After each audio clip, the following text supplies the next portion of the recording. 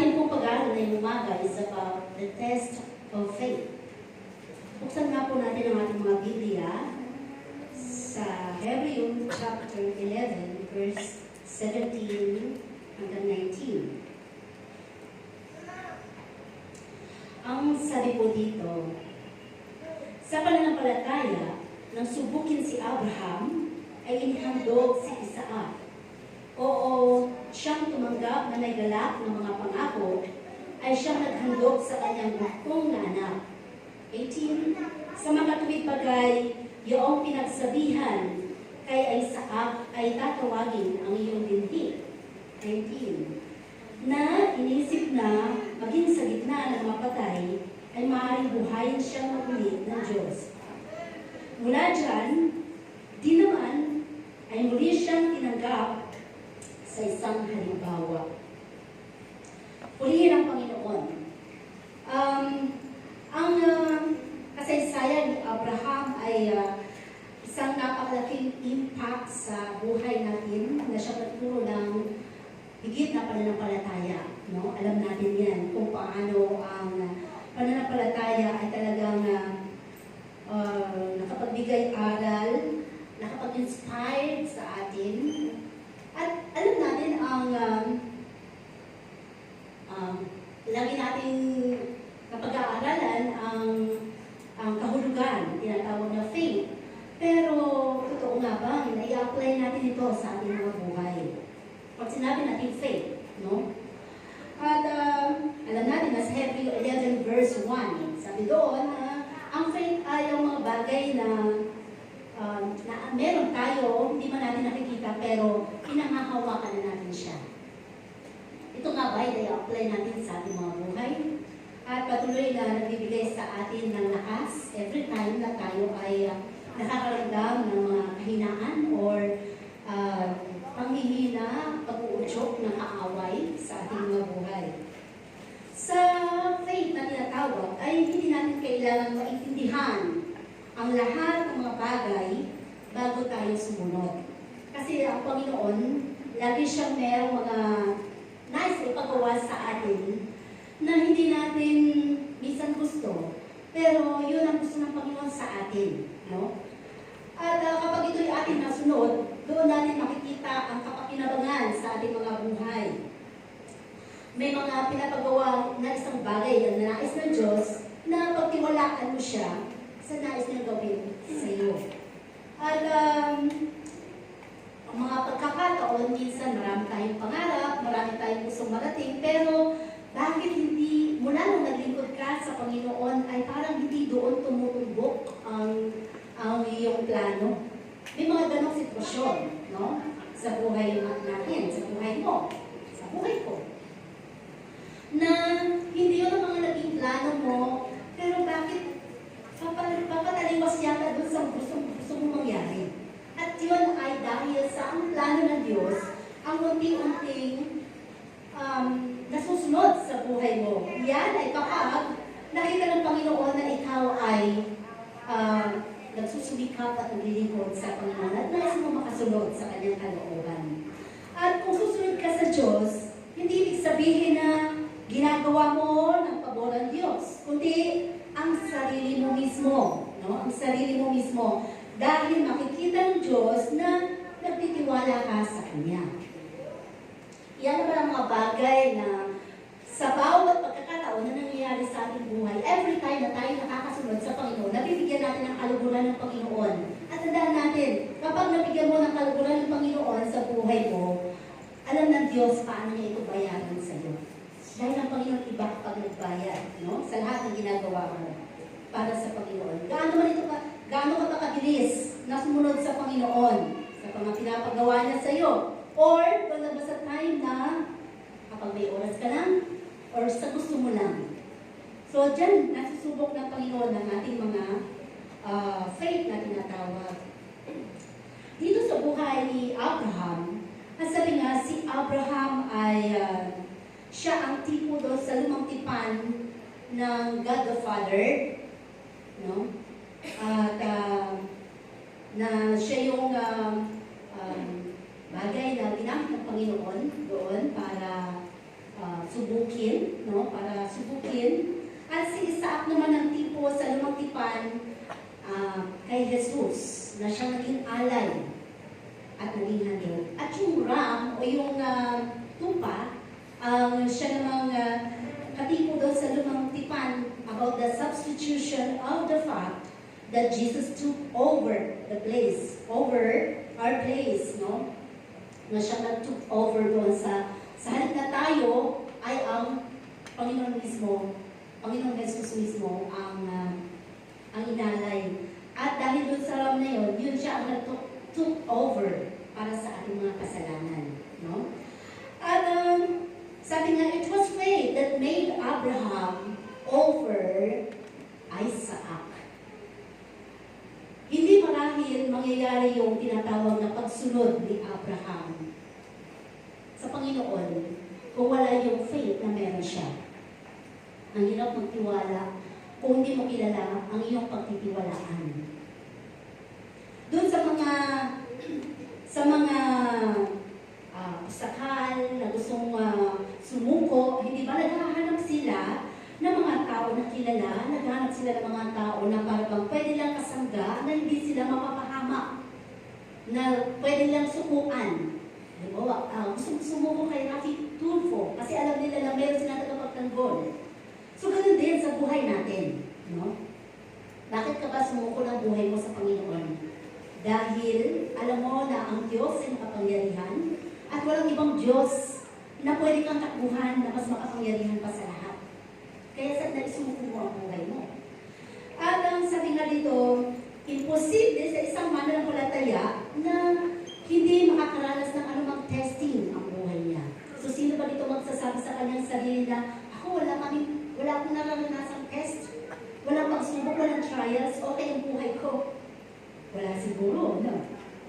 Lahat tayo Kahit simpleng bata, kahit simpleng, basta may isip ka na, nakakaranas ka ng mga bagay na parang nag-trigger ka or nagkakaroon ka ng mga trials sa buhay. Now, we're going to study about the three aspects of tests of faith. May tatlong aspeto ng faith na ating pag-aaralan ngayong umaga. Number one is the measure of faith. No? The measure of faith. Ang sukat ng pananampalataya depende sa gaano kalalim ang pagkilala mo sa Diyos.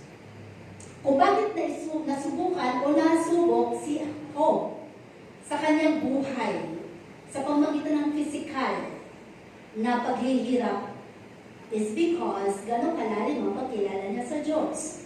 So pwede mo bang sabihin, ayoko na lang lumalim ang aking faith kasi mas malalim din pala, mas mabigat pala ang pagsubok. No.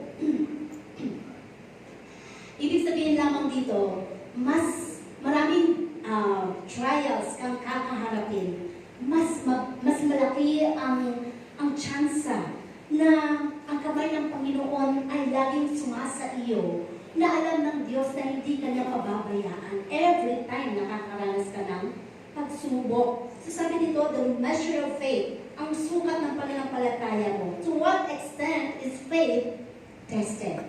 Hanggang saan ba ang faith? Ako ba sa gusto mo nang bumigay, gusto mo nang mamatay, magpakamatay, o mawala na lamang na parang wala?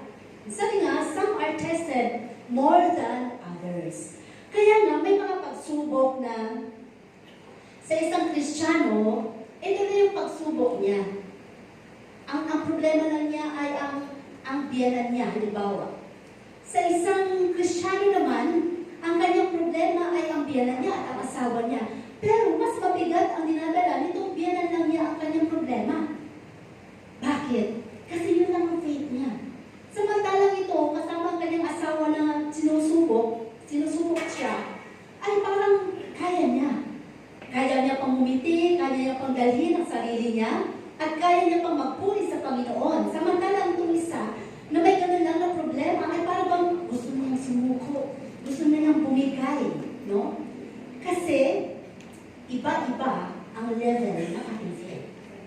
So, hindi natin pwede ang ganda nga ng pagsubok na nararanasan mo. Ako nga ganito, ako nga ganyan.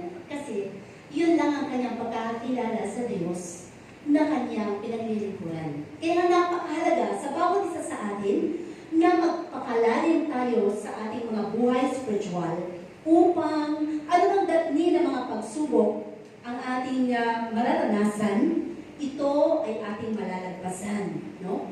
Actually, sabi nga dito, ang pag-offer kay Isaac ng kanyang buhay doon sa bundok ng Moria, ay hindi yun yung first time na trials na naranasan ni Abraham. Halos mga malapit na sa huling buhay ni Abraham. Yung trials na kanyang naranasan na rin. Kumbaga parang final trials na ba yun sa buhay ni Abraham? Kasi mula pa noon talagang ang dami na yung pagsubok na naranasan. No? Pero nakita natin for 99 years na siya ay nakakilala sa Panginoon, nakita natin na talagang he never gave up. Hindi talaga siya give up sa Panginoon. Ang dami mga trials siyang naranasan, ang dami mga persecution, ang dami niyang mga narinig na para bang gusto na niyang sumuko, pero higit na mas mahal niyang Diyos kaysa sa kanyang mga narinig, kaysa sa kanyang mga napapakinggan, kaysa sa mga nakapaligid sa kanya. Kung gano'n kang Kristiyano, well, medyo malalim na ang iyong faith. No? Kasi pag sinabi natin faith, it's not more on our emotion. Ito ay isang bagay na ituturo sa iyo ng Panginoon na you love God more than others. Kaya nagpapatuloy ka. Kaya hindi ka sumusuko. So, dito ay ipinakita kung gaano kahalaga ang Diyos sa buhay niya over His Son.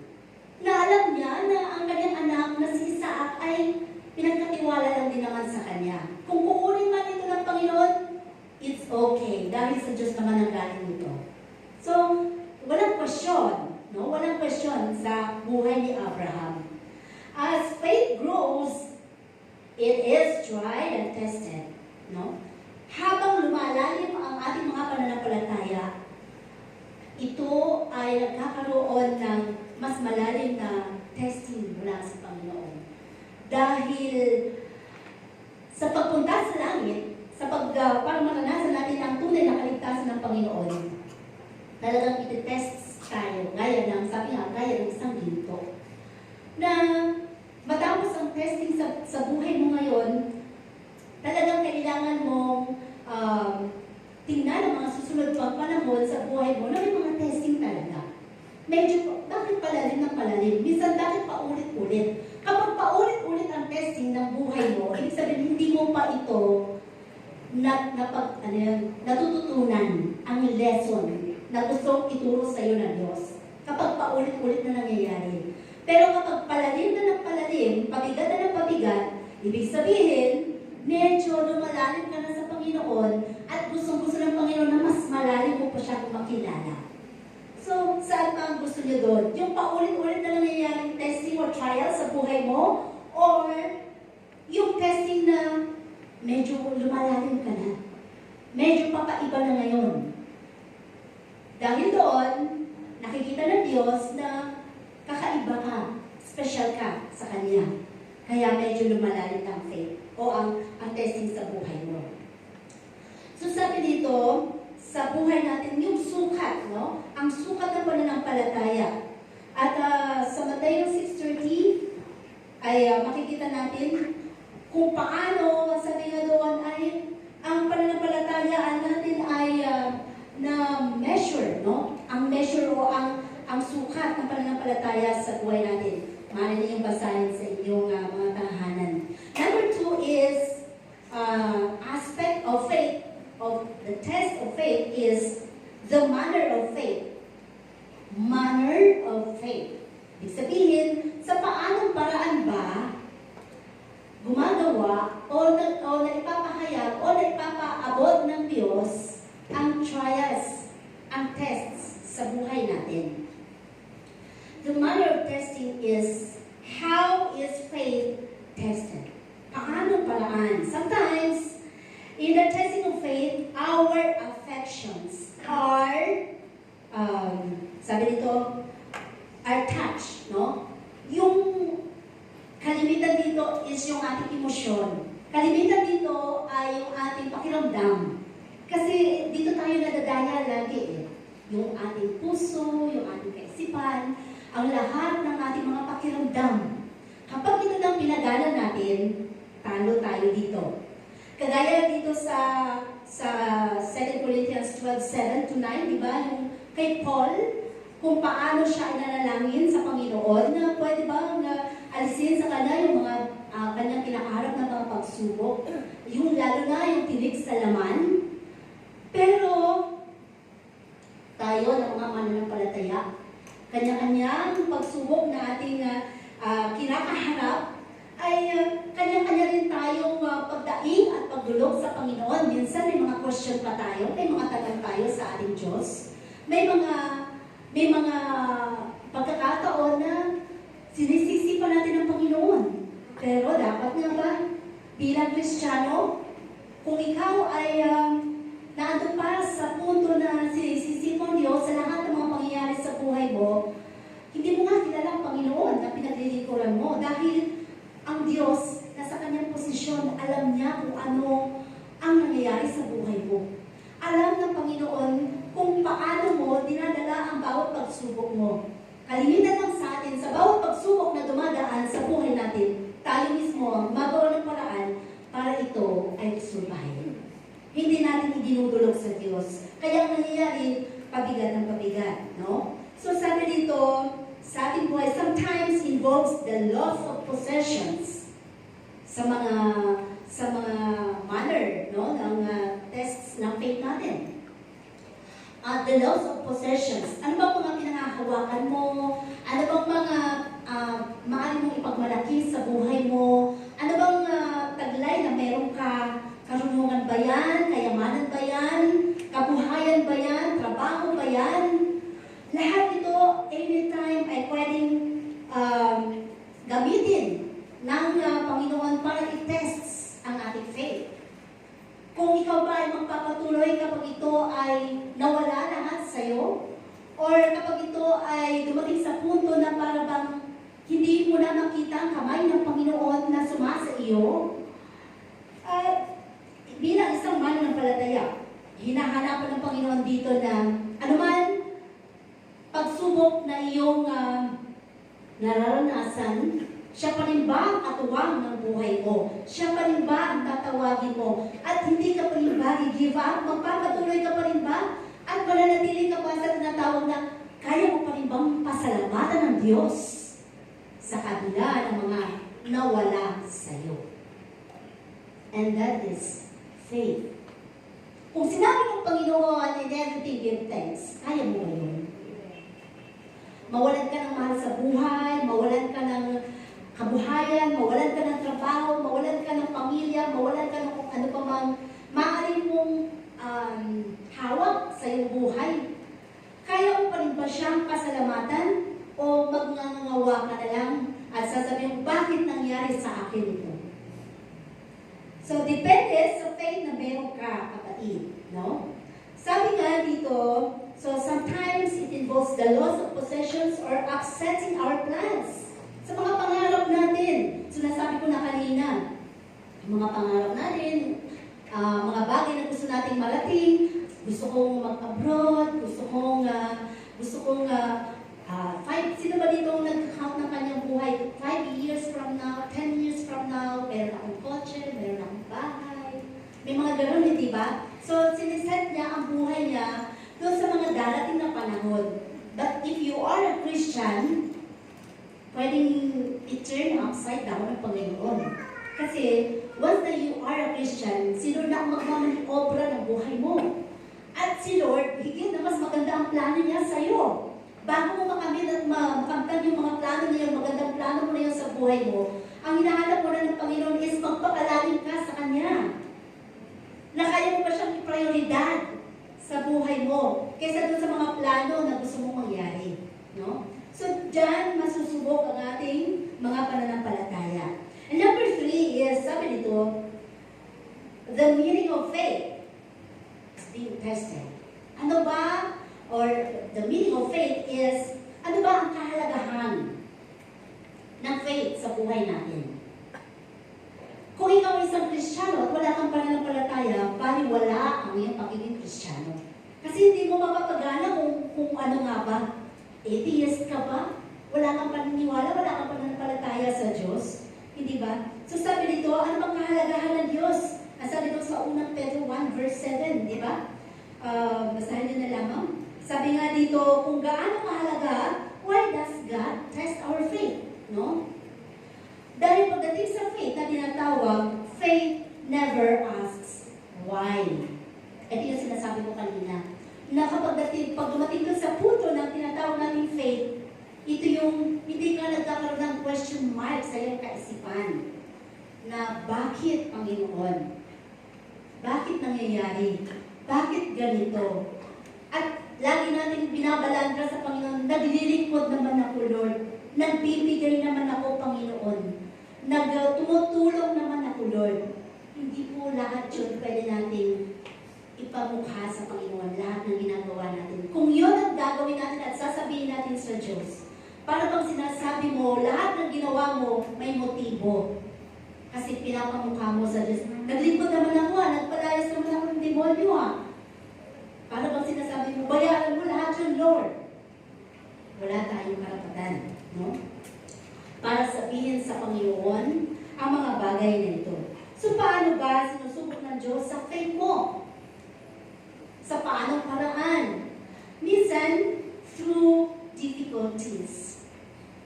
Yung sobrang hirap na para bang hindi mo siya makayanan, na para kang nakakulong sa isang kahon na hindi ka makaalis. Naranasan niyo ba yan? Mga difficulties, no? Yung buhay ni Abraham, na para bang sabi, kung siguro kung hindi malalim ang faith ni Abraham, pwede siya mag-question sa Panginoon at sasabihin niya, binigay mo si Isaac, Lord, di ba? Bakit ngayon kukunin mo yung buhay? Pero, hindi yun ang kaisipan ni Abraham. Yung hirap na tanggapin para ialay niya ang kanyang anak is madali lang sa kanya dahil mas mahal niya ang Diyos kaysa doon sa kanyang anak. Dahil ang Diyos ang nagpo-provide sa kanya, gumigising sa kanya, nagpapakain sa kanya, nagbibigay ng lakas sa kanya, nagbibigay ng gabay sa kanya. At yung anak, alam na alam ni Abraham na yun ay pinagkatiwala lang sa kanya. Kaya, hindi natinag ang faith ni Abraham sa ganong mga difficulties sa buhay na kanyang naranasan. Naging madali lang. So, tayo dito sa buhay natin bilang mga Kristiyano sa ibabaw ng mundo, sa bawat ginagalawan natin, minsan may mga naririnig lang tayo na masasakit, hindi ba? Sa ating buhay na tinuturo ang Diyos sa atin para bang na mabilis na tayong parang ma-down, di ba? Manghina. Ano pa lang yun? Naririnig pa lang yun, pero salita din ng Diyos yun. Di ba? Pero bakit mabilis tayong manghina? Kasi yung faith natin din natin napapagana. Pero kung faith natin ay papaganahin natin, ang bagay na maririnig mo doon, na mga negatibo sa tingin mo is ang sasabihin lang naman ng faith na ibibigay sa iyo ng Panginoon is, anak, tinuturuan lang kita. Anak, gusto kong hindi ka mapahamak. Anak, gusto ko na hindi ka malayo. Yun ang mga bagay na ituturo lang naman sa atin ng Panginoon. Pero kung kulang ka sa faith, lahat yun ay lahat ng mga negatibo na pinapaisip sa iyo ng kaaway, mabibigyan mo ito ng meaning sa buhay mo. No? So, through difficulties. At sabi pa dito, paano ba sinusubok ng Diyos ang faith natin? Minsan, through demands. Minsan, nagdidemand ang Panginoon sa buhay natin. Dito sa Biblia, makikita natin, di ba? Dinidemand niya sa atin, love your enemies. Kaya nyo? Kaya nyo mahalin ang inyong kaaway? Madaling sabihin, amen, di ba? Madaling sabihin, oo. Pero kaya mo siyang ibitahan sa bahay mo para pakainin? Kaya mo siyang yakapin? Kaya mo siyang pakitaan ng totoong ikaw na hindi mo na siya enemy? Mahirap din, di ba? Kasi Kasi parang may pride. Parang may kataasan. Parang ayaw magpakumbaba. No? So sabi dito, yung mga demands na gusto ng Panginoon sa atin, mahirap na hindi natin nagugustuhan minsan. Pero yun ang utos ng Diyos eh. Bakit mo ba siya naging kaaway? Actually, hindi mo naman siya kaaway. Ginagamit lang siya ng kaaway para pagalitin ka. Sinong talo? Ikaw yung kaaway na ginagamit doon. Diba? Yung Kristiyano na hindi mo naman kaaway, kawawa naman na nagpapagamit sa kaaway. Samantalang ikaw na gusto lumalim, ang gusto ng Diyos na lumalim ka sa Panginoon, kawawa ka naman kasi nadadaig ka doon sa galit. Samantalang ang sabi ng Panginoon, love your enemies. Ibig sabihin lamang, mas malalim dapat ang love mo. Mas ang maghahari sa puso mo ay kawawa naman.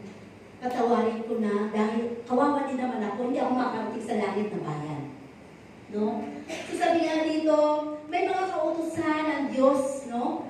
Kung paano ka lumakad sa kanyang harapan. At mga demands ng Panginoon, ang sabi ng Diyos, magpatawad ka. Kaya mo ba magpatawad? Sa isang tao na nakagawa sa iyo ng pinakamabigat na karanasan na hindi mo makakalimutan, kaya mo bang patawarin ang tao ito na nagsulong ng bahay mo, parang gano'n, na nakasagasa sa pamilya mo, mahal mo sa buhay, o sino pa man, anak mo? Kung punong-puno ka ng love, laging nasa isip mo ang magpatawad. Kasi ikaw ang nagtuturo sa sarili mo ng kapayapaan, ng kaisipan. Dahil yun ang gusto ng Panginoon.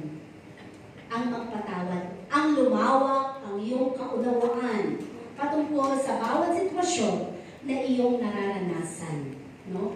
Matuto tayong magpatawad. Madaling sabihin pero mahirap gawin, sabi nga nila. Pero yun ang utos, demand ng Panginoon sa atin. Sino pa ba dito ang hindi pa nakakapagpatawad? Sa asawa niya, sa biyanan niya, sa kaibigan niya, sino pa ba? Sa mga katrabaho niya, sa magulang niya. Ang sabi ng Panginoon, magpatawad ka. Kasi kung hindi ka magpapatawad, hindi ka rin patatawarin ng Diyos. Sayang lang yung pagsamba mo. Sayang lang yung ginagawa mong pag-aalay sa Panginoon. Hindi na naman pala credited. Hindi ka rin naman pala makakarating sa langit na bayan. Sayang lang yung pinapamasahe mo. Sayang lang lahat ng effort na ginagawa mo. Akala mo nakasamba ka, pero hindi pala. Nakita ng Diyos na nandito ka ngayon. Kasi punong-puno pala ng galit ang puso mo. Sayang, di ba? Ano pa ang madimas ang mga bagay na nais gawin sa atin ng Panginoon? Ang sabi ng Panginoon, magpasalamat ka kahit may problema. Kahit mo ba magpasalamat sa Diyos? Kahit punong-puno ng problema? Sabihin mo, Lord, salamat, namatay ang anak ko. Ha? Magpapasalamat ka, namatay ang anak mo? Yes. Sabi nga, yes, kapag malalim ang iyong pananampalataya, yes, dahil alam mo, Lord, salamat na kung namatay man ang anak ko, o magulang ko, o pamilya, isang pamilya ko, alam ko na pinahiram niyo lang siya sa amin.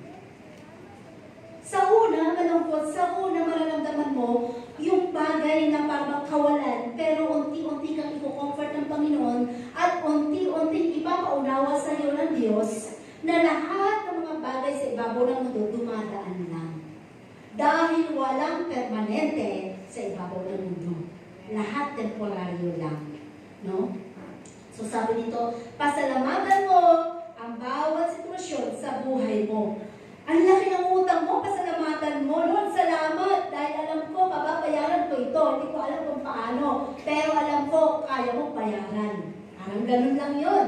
Di ba? And that is faith. No? At ano pang sabi dito sa paano parang sinusubok ng Diyos ang faith mo? Through money. Lagi na lang ito. Lagi na lang sinusubok yung money. Ang pera sa buhay natin. Lalo sa mag-asawa, lagi na lang yan ang pagsubok na dinadanas ng mag-asawa. pinag-aawayan ng mag-asawa, pinag-aawayan ng mga magkakasama sa negosyo, pinag-aawayan ng mga nagsusugal, pinag-aawayan sa mga bagay ng mga involved ang pananalapi. Bakit? Dahil naandon ang tinatawag na pag-ibig sa kayamanan. Wala ang pag-ibig sa Panginoon. No? Through money. Sabi dito. So, pinakamalaking pagsubok ng Diyos ay ang pera. Bilang isang Kristiyano, tinuturuan tayo ng Panginoon maging kung paano tayo gumastos ng mga financial natin sa buhay natin. Lagi natin itong naririnig, kung ito ba ay mga bagay na kailangan mo o hindi. Ito ba ay wants or needs? May mga sale, ang daming sale sa Shopee. Wants pa ba yan or needs? Parang ganun lang yun. Maya-maya sunod-sunod, hindi ba? Nandyan, natutuwa yung mga kumakatok sa atin, di ba, sa Shopee. Yung mga nagde-deliver. Kasi kahit pa piso-piso lang yung binibigay mong sa kanila, ang laki din nun kung naiipon nila sa maghapon, hindi ba? Ibig sabihin natin, titingnan natin kung lahat ba ng ating mga ginagawa ay naaayon at ayos sa harapan ng Panginoon. Maging sa mga paraan ng paggastos natin. At sabi nga, paano na lamang kung manalangin ang isang taong nangangailangan? Paano ka ba manalangin sa Panginoon? Panginoong Diyos, paano ba? Kung ikaw ay may babayaran, kung ikaw ay may babayaran, kung ikaw ay may pagkakautang, kung ikaw ay may mga bagay na pangangailangan, kung paano mo i-address ang Panginoon, inuutusan mo ba siya?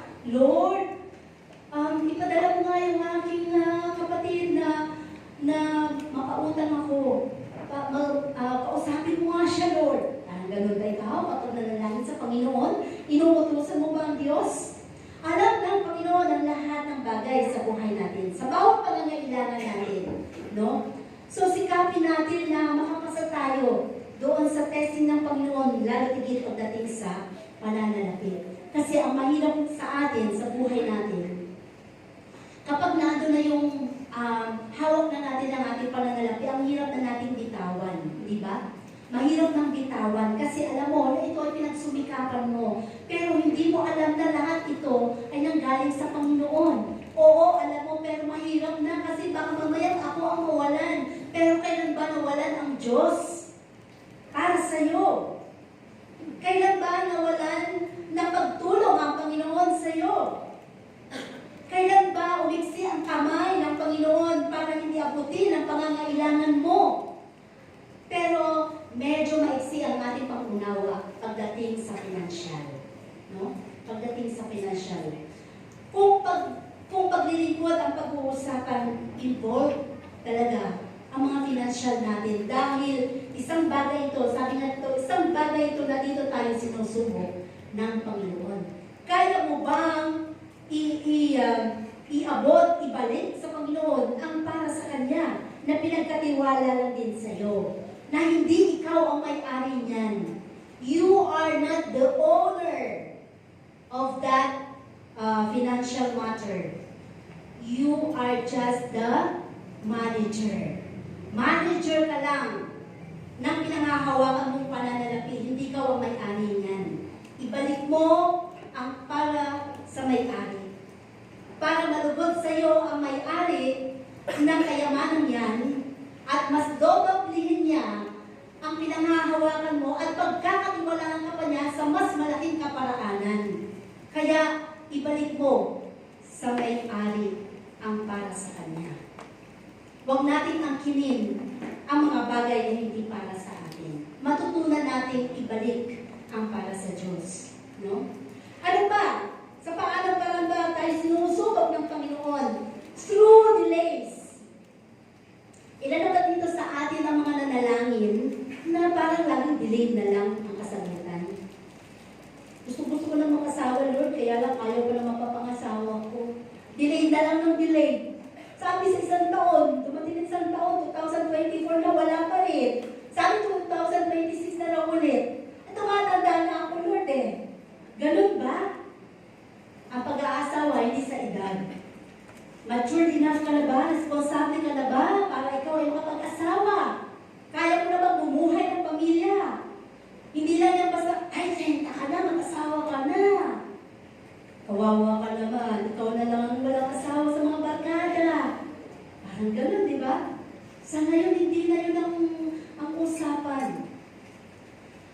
bagay na inihahanda ang ating mga sarili.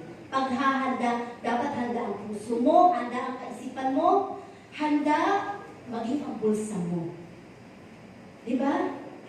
Mag-asawa ka pa lang ngayon, simpleng kasal, ang 10,000 mo, kasya ba? Naku po, isang baboy pa lang yun. Ay, tama ba? Kulang pa. 50 lang isang lechon. Tamo? Tapos gusto mo mag-asawa? Tapos pag nagkaanak ka, may nanay mo pa rin? Ay, naku po, kawawa ka naman. Kawawa naman ang nanay. Tapos na mag-alaga ng anak, aalaga na naman ng apo. Hindi na natapos-tapos yung lola mag-alaga ng apo, di ba? So, dito natin makikita, no? Sa buhay natin. Sabi nga, through delays, mas importante sa Diyos na ma-develop ang faith kesa, sabi dito, mabilis ang pagtugon sa iyong mga kahilingan. Kasi ang Panginoon hindi siya magikero. Ang Panginoon nagtuturo. Ang Panginoon gusto niya na magkakaroon ka ng lesson lagi. Matutunan mo kung paano ang tunay na kahulugan ng buhay. Teacher ka ba? Paano mo malalaman kung ikaw ay isang teacher? Kung ikaw ay marunong mag-guide sa iyong tinuturuan. Sa isang guro na nagtuturo. Kung ikaw ay isang teacher na sinasabi, pag-aralan nito ha, bahala kayo. At bukas may exam tayo, mag-research kayo. Tama na teacher yon, di ba? Kasi ang teacher, kaya nga teacher, taga-guide. Ituturo sa'yo, lalo kung math yan, hindi ituturo sa'yo ang formula, paano mo matutunan? Kaya pala lahat ng mga bata nagbabagsakan eh. So, ay, babo nyo, hindi nyo ba alam, hindi nyo nag-aral. Hindi mo naman tinuro eh. Diba?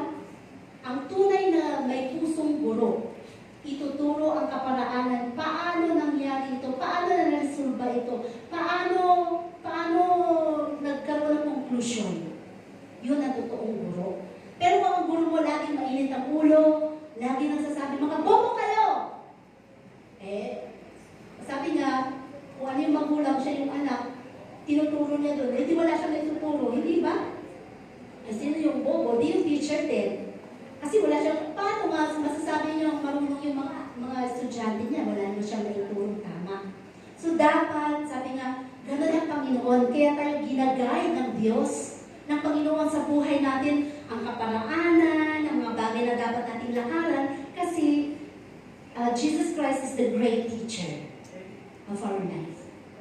Ituturo niya talaga sa'yo. Detalyado yan ha. Ituturo sa'yo ng Panginoon para hindi ka lang mapahamak, para ka lang mapagpala, para lang makamtan mo ang kagalakan mo sa buhay mo, ang desire ng puso mo na makikita mo, Lord, ito pala lahat ng plano mo maganda sa buhay ko. Kasi ginay ka ng Panginoon. No? So, teacher siya. So, dapat sa buhay natin, lagi natin tandaan, magtiwala ka sa Panginoon at ang faith mo ay lalo mong palalimin. No? So, sabi dito, alam ba na habang nag-aantay ka, sino dito ang may inaantay pa sa kanyang mga kahilingan? Yung mga, ilang taon na ba ninyong pinapanalangin yan? Sino dito ang may panalangin na 10 taon na wala pang katugunan? 8 taon na wala pang tugon hanggang ngayon. 7, 5 taon, 4 na taon, 3 taon. Sabi ako nga, 20 years na yun. Hindi ko tugon. Basta antayin mo yun, tutugunin ni Lord John. Hanggat naglilingkod ka, bago ka mamatay, tutugunin ni Lord John. Kasi totoo ang Panginoon kapag nangako. Baka ang dami mo pang mga lesson na dapat mapag-aralan, kaya hindi mo pa natatanggap. Ang sabi nga dito sa buhay natin, na habang nag-aantay ka, ay inihahanda ng Diyos ang puso mo. So, habang nag-aantay tayo sa katugunan ng Panginoon, inahanda yung puso natin. Kaya huwag kang naiinip sa Diyos, gusto mo nang sumuko. Kailan ba mangyayari yung bagay na tinanasan ng buhay mo, ng puso mo, no? So, lahat ng yon ay paghahanda ng Diyos sa buhay natin. Kung ikaw man ay may pinapanalangin sa isang tao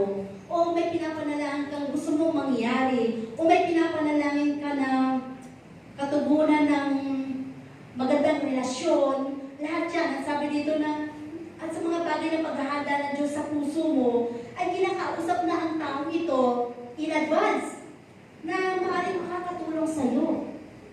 Hoy, meron palang gagamitin tao ang Diyos sa'yo. Para lang matugunan yung pangangailangan mo. At kung ikaw ay totoong naglilingkod, kinakausap na pala unti-unti ni Lord John, para isang araw sasabihin mo, magkano nga ba utang mo, sis? Ay, may 10,000 pa akong utang sa'yo. Sige, huwag mo nang bayaran. Kasi kiniusap na siya ni Lord. Ganun pala yun, minsan. No? So, sa mga pagkakataon ito, sabi nga ganun ay, may mga tao na ang Panginoon ang naghahanda, no? Inihanda na niya ang mga sirkumstansya para magtapat-tapat para sa tamang timing ay gagawin ng Panginoon. Kasi ang katugunan ng Diyos, laging on time. No? Laging on time. Sa atin, feeling natin is delayed. Pero ang katugunan ng Diyos, sa kanyang orasan, it is on time. Tamang oras lagi. Kaya, habang nag-aantay ka, ay huwag mong isipin nag-aantay ka mag-isa. Kundi kasama mo ang Diyos sa pag-aantay mo. Kasama mo ang Panginoon. Basta huwag ka lang manghinawa, huwag ka lang mainip, no? Sa mga plano ng Diyos sa buhay mo, mas maganda ang plano ng Panginoon.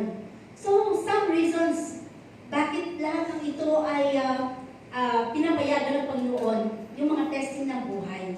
Because God tries our faith in order to prove its genuineness. Yung genuine ka ba?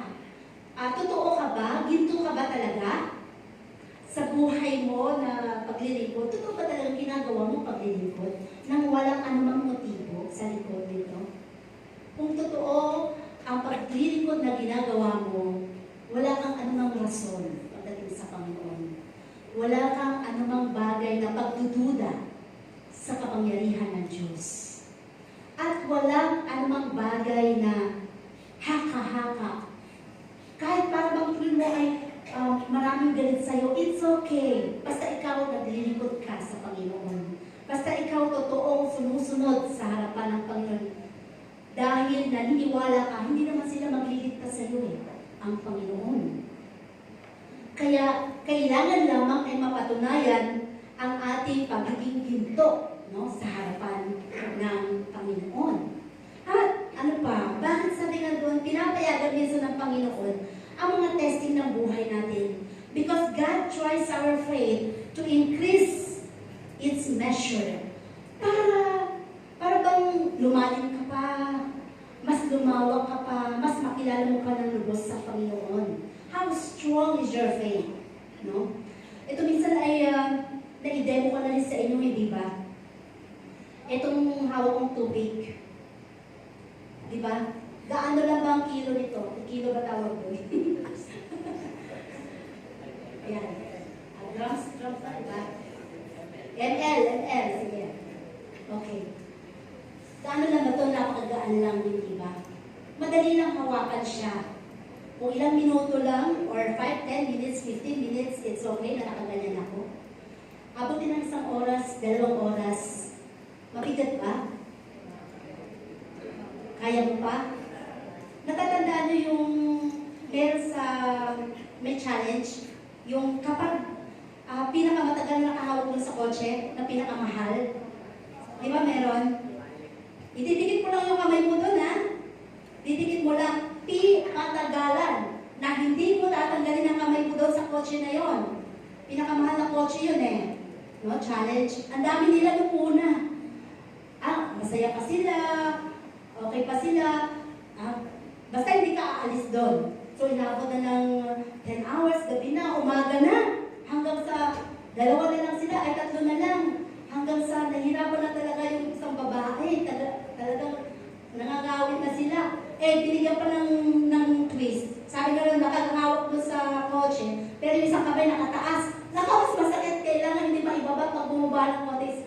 Di bagsak ka na din. Dahil yung isa, talagang may desire. Mahirap lang talaga sila. Mahirap lang talaga sila, lalaki siya. At talagang desire niya yung kotse na magkaroon sila ng kotse talaga. As in, 24 hours na yata talaga. Parang hindi paano pa kaya iihi doon, di ba? Talagang ang dami rin mga naandun, kasama ng mga pamilya nila. At yung isang babae na kasama niya, talagang naibabala ng konti yung kamay niya, hindi na siya ang nanalo. So, nanalo yung isa. So, ganun din, minsan, no? Ito. So, abutin na kung ilang oras? 2 hours, 3 hours, hanggang 24 hours. Kaya nyo? Nakaganito lang? May premyo 1 million.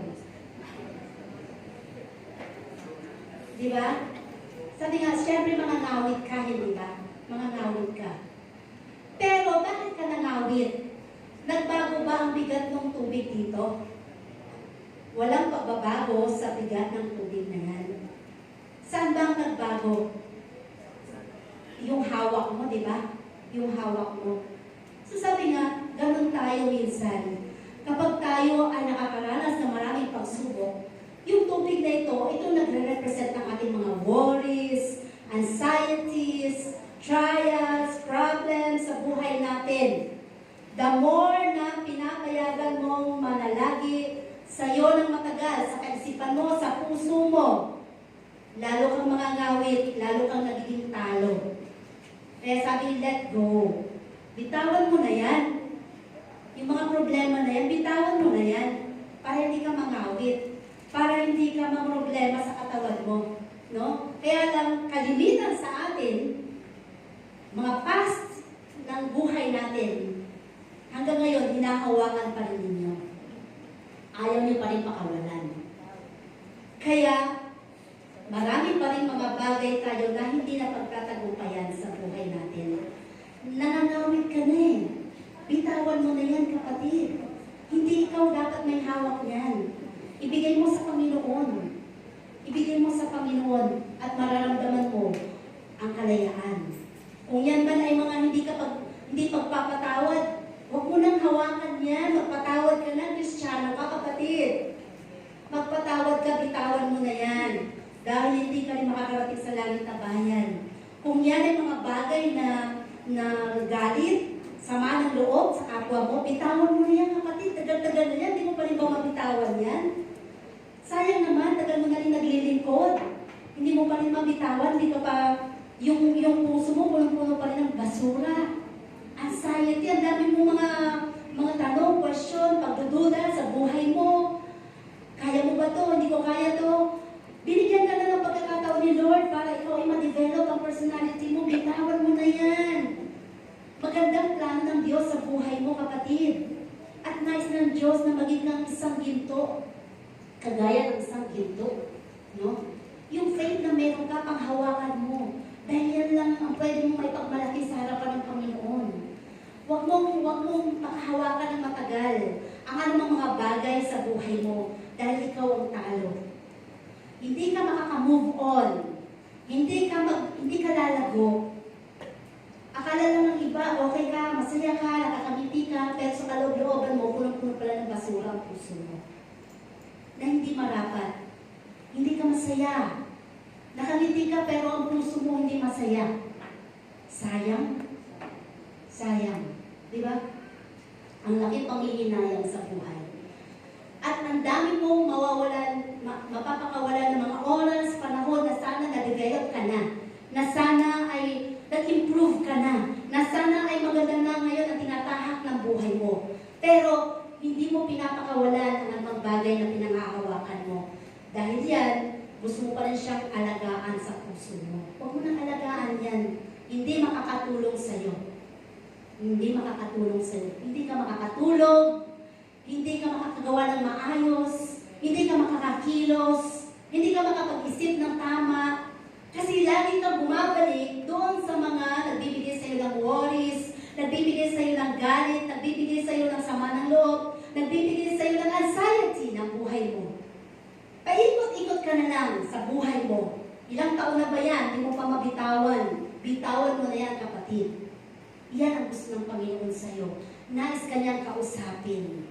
Bitawan mo na yan. Ibigay mo na sa Panginoon. Dahil may napakagandang plano ng Diyos sa buhay mo.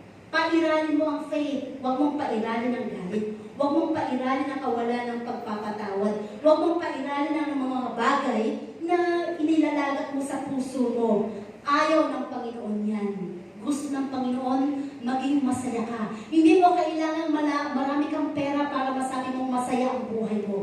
Sino bang magsasabing milyonaryo dito na napakasaya ang buhay niya? Sa tingin natin masaya, pero mas malungkot ang buhay nila. Alam niyo ba yun? Kung wala ang Panginoon sa puso nila, mas pinakamalungkot sila.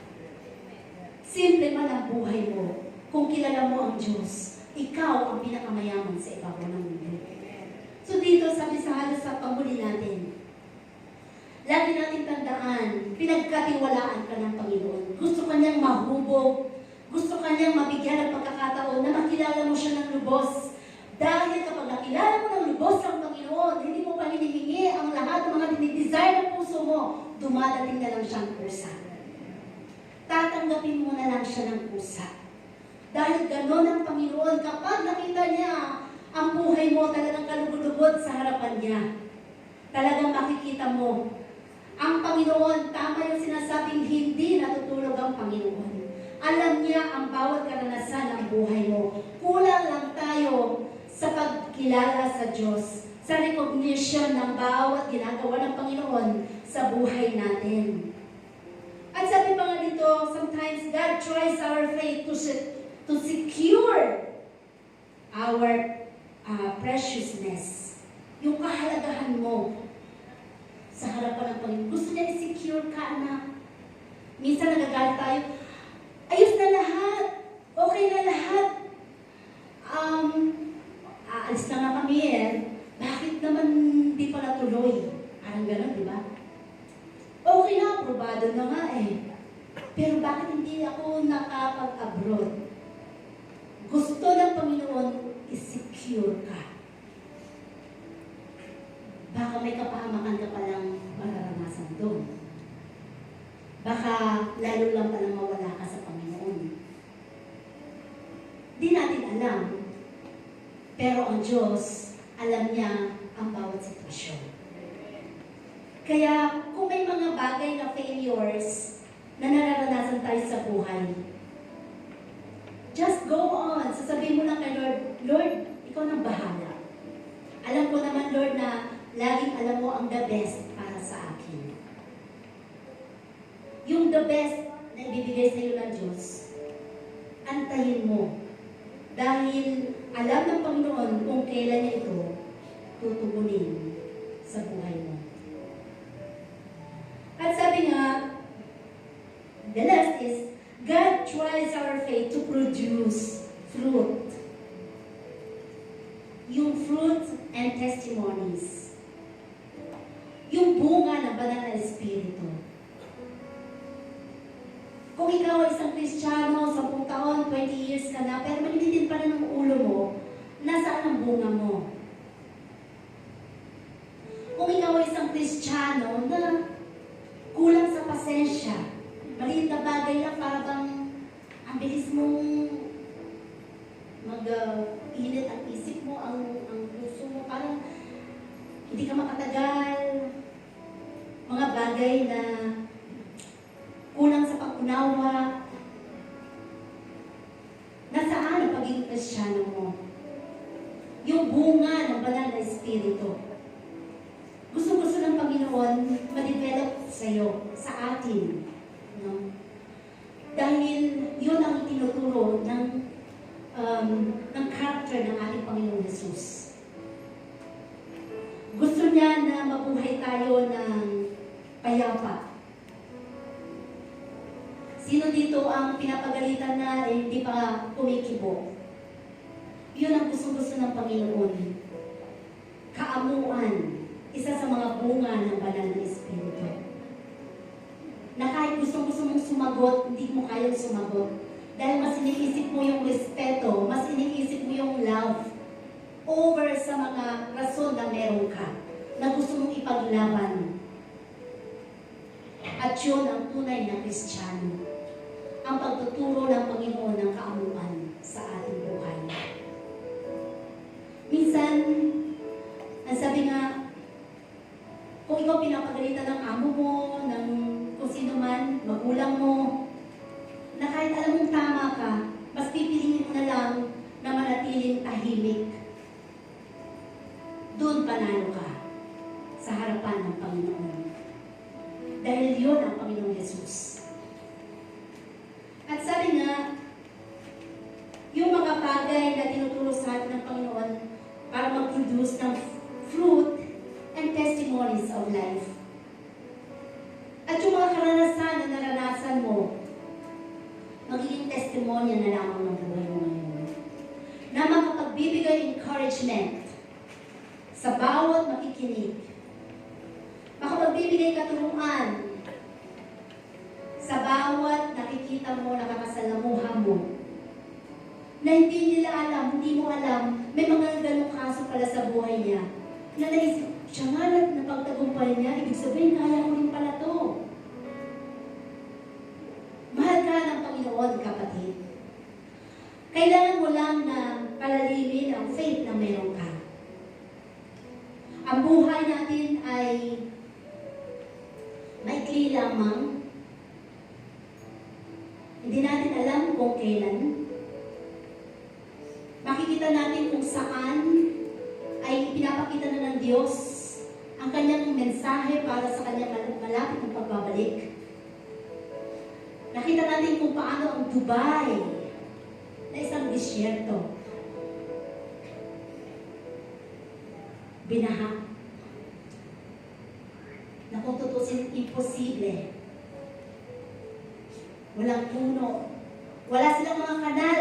Kaya nung bumaha hanggang sa bubungan nila lahat. Wala silang kaalam-alam kung paano. Buti tayo dito, sanay tayo sa baha, di ba? Parang gano'n eh. Sanay na nga tayo, kapag pa rin tayo kapag tumataas na yung tubig.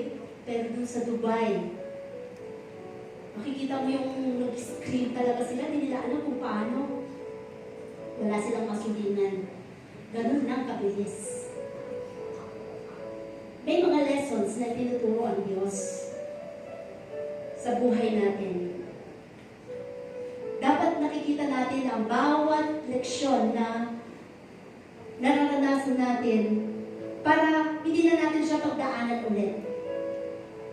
Ang gusto ng Panginoon yung natututo tayo. Magpatuloy ka sa Panginoon.